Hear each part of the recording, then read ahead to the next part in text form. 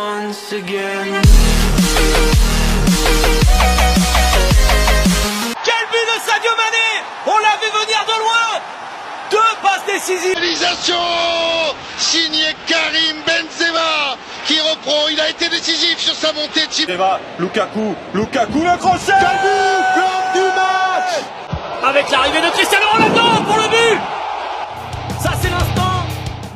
Bonjour à tous et ravi de vous retrouver de nouveau sur Mondial Sport TV. Aujourd'hui, dans Sport Weekend, nous allons parler de Premier League, de la Serie A italienne, de la Super Coupe d'Espagne et pour finir, nous donnerons les dernières informations du mercato hivernal. Que s'est-il passé pendant ce week-end? Ensemble, découvrons-le.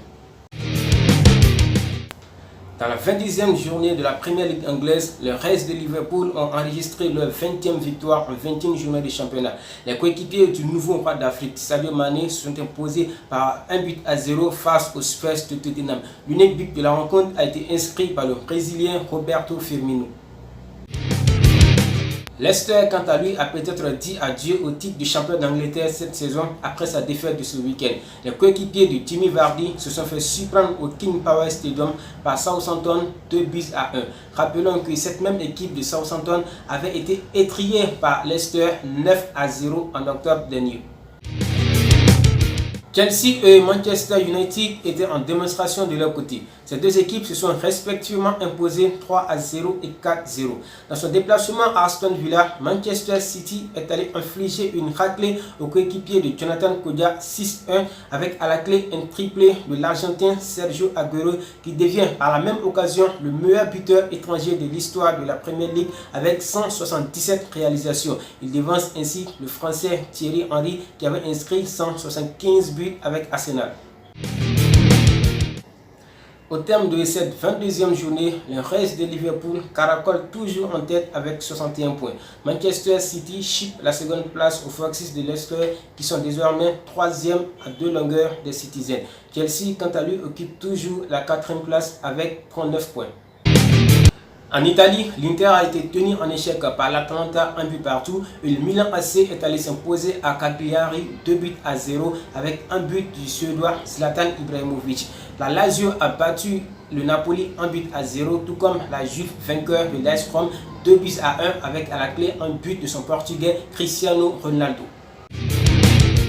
Au terme de cette 19e journée, la Juve reprend la tête de la Serie A avec 48 points au profit de l'Inter de Milan qui occupe désormais la seconde place avec 46 points. La Lazio de Rome ferme la marche du podium avec 42 points. Le Milan AC monte à la 10e place après sa victoire de ce week-end, juste devant le Napoli qui occupe désormais la 11e place de la Serie A. Après son écrasante victoire lors de la demi-finale de la Super Coupe d'Espagne face à Valence, il a fallu les tirs au but pour voir le Real de Madrid s'imposer en finale face à son rival l'Atlético. Le score au terme de 120 minutes était de 0 but partout. Le Real remporte ainsi son premier trophée de l'année 2020 et le 10e sous l'ère Zinedine Zidane.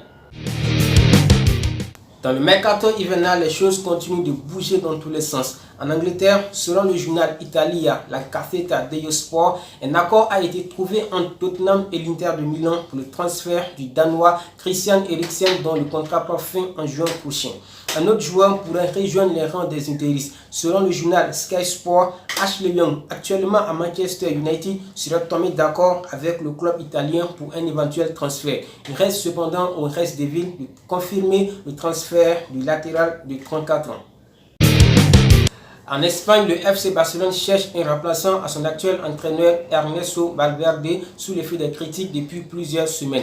Et la piste Xavi Hernandez, ancien joueur du club, a été activée. Selon les informations de la Cadena Copé, des agents du joueur seraient en train de rédiger le contrat qui le lieront au club très bientôt.